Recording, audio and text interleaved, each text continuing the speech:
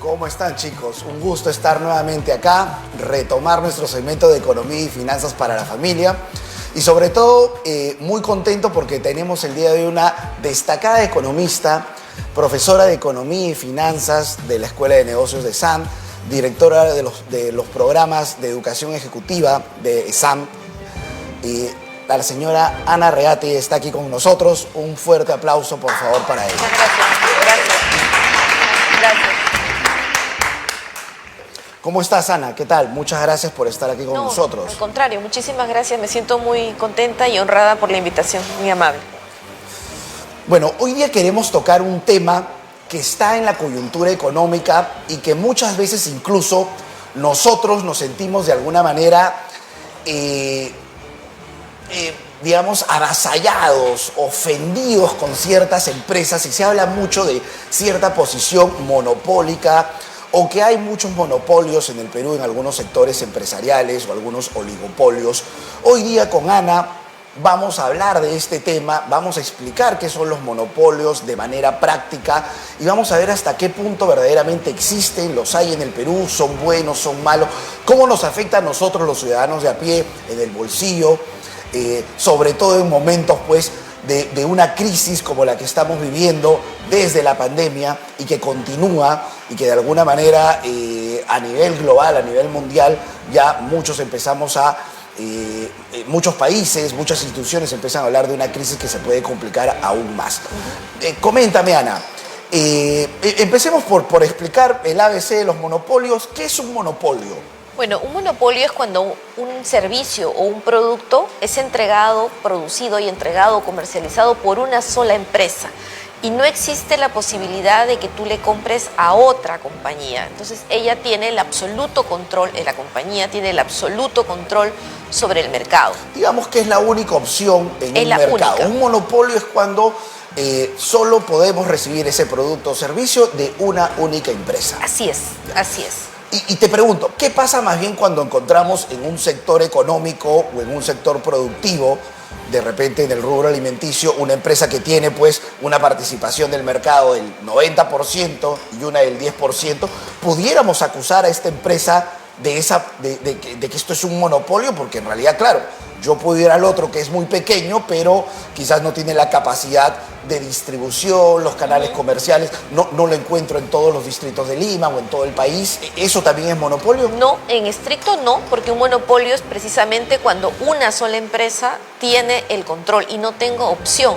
Lo que sí puede suceder es que la empresa ha ido construyendo barreras para proteger su mercado y obviamente de repente como consumidores no nos gusta, pero si fuera nuestra empresa estaríamos muy felices, muy contentos de haber formado muy buenas barreras para evitar que otros competidores tomen parte de mi mercado.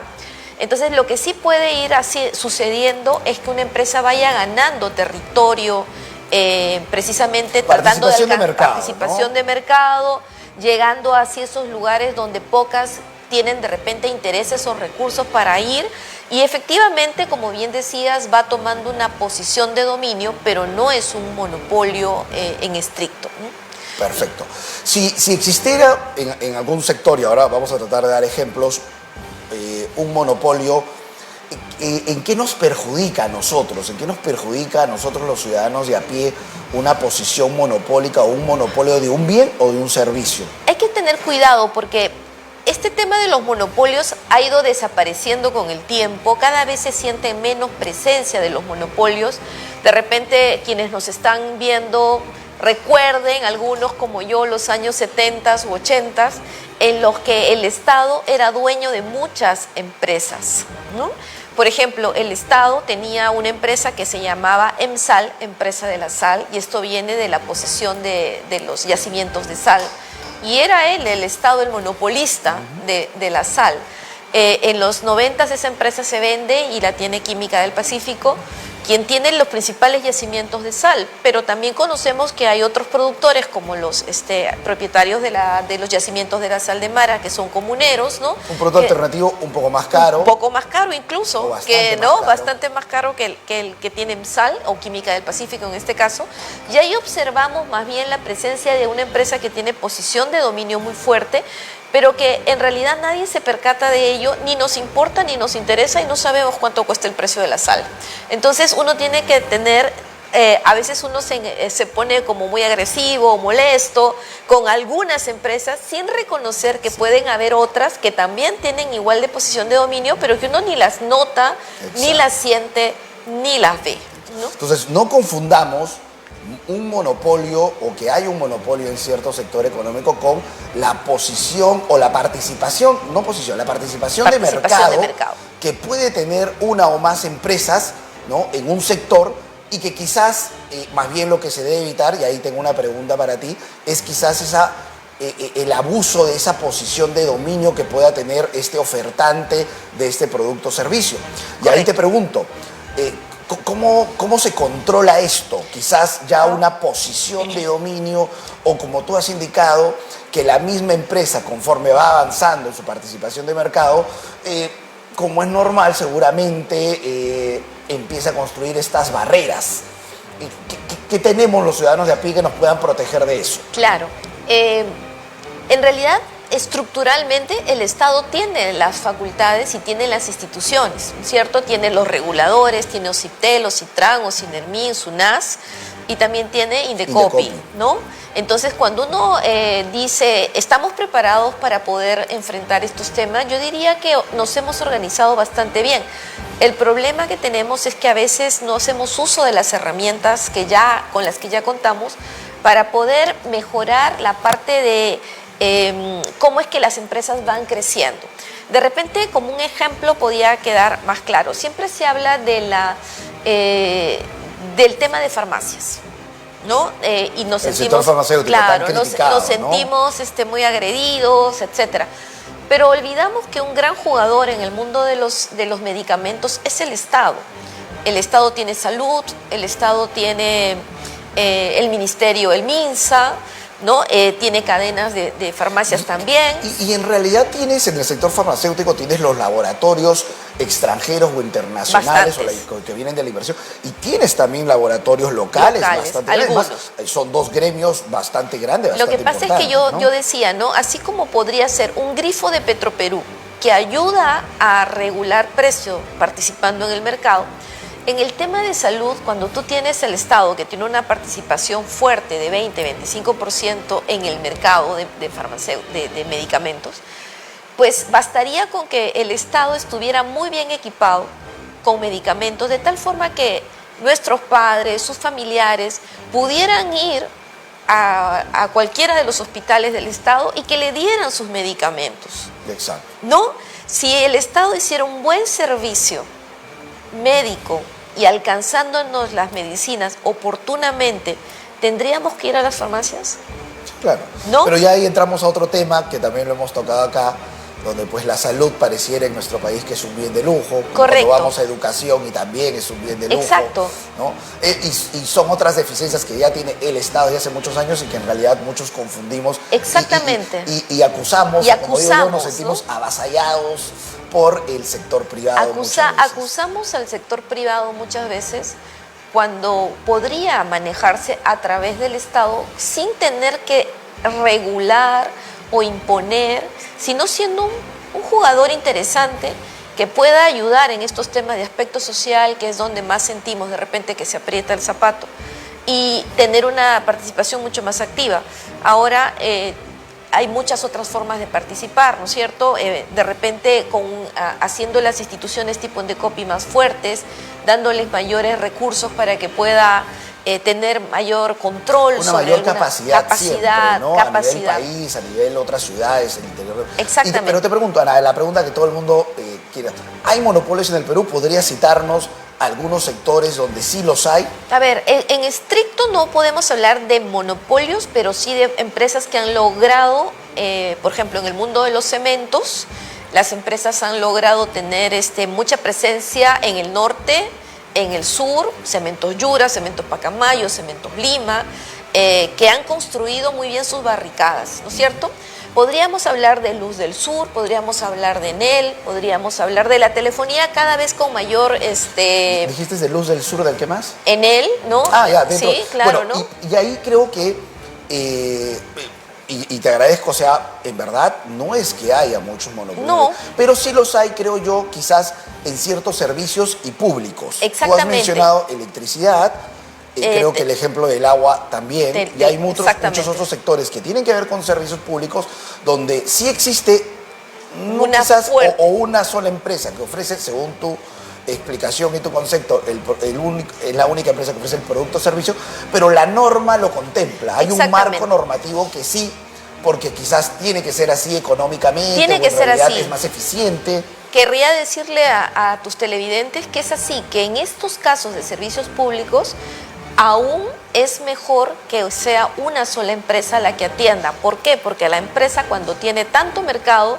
se vuelve muy eficiente en costos y eso provoca que nuestras tarifas no sean tan altas. En cambio, si partimos la torta en muchos pedacitos, perdemos eficiencias, nos ponemos cada vez más caros y tendríamos que cobrarle más a usted que está en su casa, ¿no es cierto? Tendríamos que pagar más por el medidor, más por el kilowatt, más por todo, porque las empresas serían ineficientes, ¿no? Estarían haciendo un pedacito de la torta cuando una sola empresa de repente lo hace en mejores condiciones, a costos más bajos, y por lo tanto los consumidores nos vemos beneficiados con tarifas más bajas también. Y otro caso también muy polémico, de alguna manera, en algunos casos hasta criticable, los últimos, Petroperú. En el caso, sí, en el caso de no, porque mucha parte de la exploración la tienen las empresas privadas, que se manejan por contratos y no los hace Petroperú, ¿no es cierto? Los hacen, se me acaba de ir el nombre de la empresa que realmente firma los contratos, pero no es la única entidad que explora, ¿no es cierto? Entonces sí es verdad que tiene una fuerte presencia como Estado a través de la refinería de Talara o a través de una participación que tiene acá en Lima también muy fuerte, pero no podríamos hablar de que en el tema de petróleo haya monopolio, tampoco. Perfecto. Podríamos de repente decir, ¿no? Hay monopolios de tipo natural, que es el caso de los servicios públicos, y de repente, como un ejemplo, un poco jalando la cuerda, sería pues una concesión que haya dado el Estado a una carretera, por ejemplo, la carretera Lima-Ica. Es un contrato que el Estado ha dado por 25 años, si mal no recuerdo, a una empresa que es la que se encarga de hacer el mantenimiento, con unos peajes que suben cada año. Los peajes que lamentablemente, como todos los precios, están regulados por inflación, y la inflación en soles y la inflación en dólares existe, entonces las tarifas suben.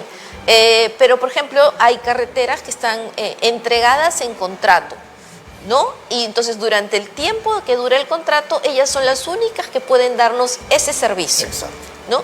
Pero uno podría decir, ok, no me voy por ahí, me voy a dar la vuelta y voy por otro lado. Claro, es menos eficiente, pero tampoco estoy en estricto obligado a utilizar ese servicio, ¿no? Y entonces, si es como tú indicas, que en realidad existen muy pocos monopolios en muchos sectores, o dentro de la oferta de productos de bienes y servicios en nuestro país, y existen sí los monopolios naturales muy relacionados a los servicios públicos para todos, que todos los necesitamos, ¿por qué entonces desde hace un par de semanas se ve un poco en el juego político que los monopolios, que hay que normar los monopolios, los oligopolios, sumado en un contexto de que todas las protestas sociales que ha habido, ¿no? por los altos precios que hay? ¿A qué responde, crees tú? ¿Y qué se está haciendo? Hay una frase que dice un profesor que fue mi mentor, que detrás de los más altos ideales se esconden las más bajas pasiones, ¿no? Entonces, utilizar este tema de monopolios en realidad es llevarnos a un mundo de arena política, ¿no?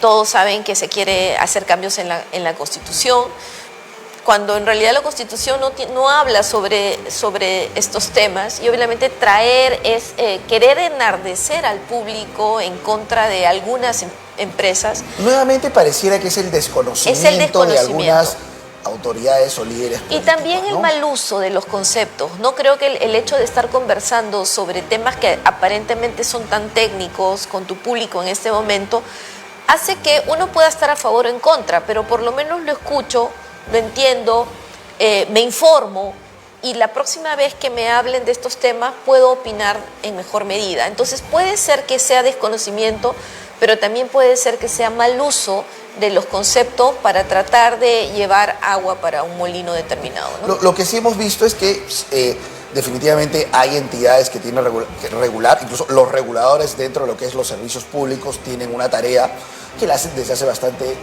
años o décadas bastante bien. Creo que los reguladores, la verdad, vienen haciendo las cosas bien. Es gente de carrera incluso, ¿no? Gracias a Dios, que continúan y manejan muy bien los temas. Pero bueno, creo que sí hemos dicho algo, quizás, ¿qué crees que podamos o qué podrías recomendar? ¿Qué se puede hacer con aquellas empresas que quizás empiezan a tener una participación de mercado bastante importante? Fuerte, ¿no?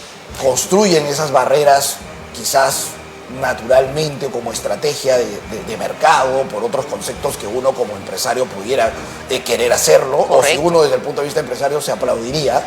¿Qué se puede hacer ahí? Por ejemplo, un tema es las municipalidades. Deben ser más expeditivas en dar licencias, ¿no?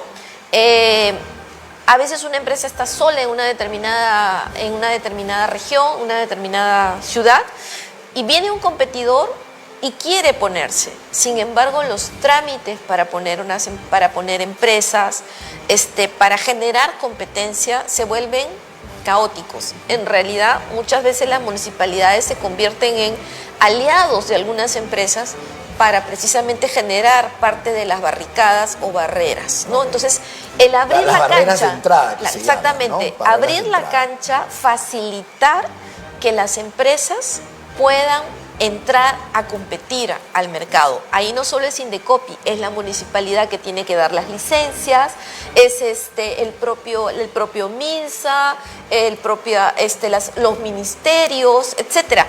Entonces, muchas veces las empresas privadas utilizan de aliado al propio Estado para generar estas barreras. Entonces, si el propio Estado pudiera hacer que sus procesos fueran mucho más sencillos, ayudaría a abrir. Otra cosa que también ayuda a abrir es facilitar mucho más, eso que en el Perú es bastante bien, el comercio internacional. Hoy día seguramente hay muchos jóvenes que nos están viendo, entran a Internet y compran en el mundo virtual. Ahora ya no es solamente miro el Perú, compro en el Perú, no. Ahora entro a las plataformas web y simplemente me hago traer algo que quiero desde China, desde Japón, desde Corea, desde Estados Unidos, a través de plataformas enormes. Entonces hay que facilitar el comercio internacional. Siempre también. Un gobierno facilitador, promotor del ecosistema emprendedor o del mundo de los negocios, ¿no? No creo que eso es importante. Para nosotros que de repente somos mayores nos podría sonar un poco soñador, pero creo que los jóvenes que hoy día tienen 20, 25 años, incluso 30, le parece muy normal hacer compras globales. Sí. Por lo tanto, eso va precisamente socavando esta presencia de los monopolios. El planeta hoy día está mucho más globalizado, ¿no? Pero también, en realidad, creo que la percepción del ciudadano de pie que siente, pues, en medio de esta crisis, precios altos, le echa la culpa a la gran empresa. Y hablemos, la que provee, pues, estos productos de primera necesidad, ¿no? Hoy en día, se ha anunciado la exoneración del IGB para varios de los productos de primera necesidad. Esto rige a partir de mayo. Pero yo te pregunto, ¿verdaderamente hay una posición de monopolio de estas empresas que ofrecen esos productos de primera necesidad? ¿Son los únicos que lo ofrecen? No es una posición de monopolio. Si yo quisiera comprar pollo, puedo ir al mercado y hacerlo, ¿no? Si yo quiero comprar arroz, azúcar, aceite, voy a... Pero en el caso de las grandes productoras... de las grandes productoras... son pocas, pero no significa que haya una. No existe monopolio. En realidad ayudaría mucho que el Estado, por ejemplo, lograra o fomentara o diera incentivos para que haya más importación de este tipo de productos, ¿no? Importaciones de aceites, importaciones de grasas, que serían competidores precisamente de estas empresas fomentar que hoy día fomentar el libre mercado, no ponerme yo a fabricar el aceite, sino ayudar a que, por ejemplo, empresas que vienen del extranjero pudieran. Es importante que nos escuche, porque a veces también está la crítica de no dejar que venga el producto importado y proteger la producción nacional. con medidas que más bien estropean o son barreras al comercio exterior, y más bien el único perjudicado nuevamente es el consumidor, nosotros. Exactamente. Porque a más oferta, a más productos, ¿no? A tener más abanico de posibilidades, por supuesto que no solamente los precios bajan, sino el servicio mejora y la competencia es mayor, ¿no? Hay más Creo que eso es importante que lo entiendan los que nos están viendo el día de hoy. Sí, hay más competencia. Yo diría, si pudiéramos dar incentivos para que se importaran mantequillas, aceites, que es un poco el problema, ¿no? A ver, dices, no, pero le dejas de comprar una empresa peruana. O, a ver, espera, ¿no? ¿Qué es lo que quieres? ¿Producto barato o comprarle a la empresa peruana? Dices, bueno, el mundo perfecto sería producto barato, comprarle a la empresa peruana. Por supuesto. Pero bueno, si uno quiere realmente buenos productos a mejores precios, tiene que haber competencia. Exacto. ¿No? Entonces, esa es la mejor forma de lograr nuestros objetivos, y hay que ayudar a que el mercado, con condiciones de mercado, haya que el consumidor finalmente sienta que de verdad va a bajar el precio.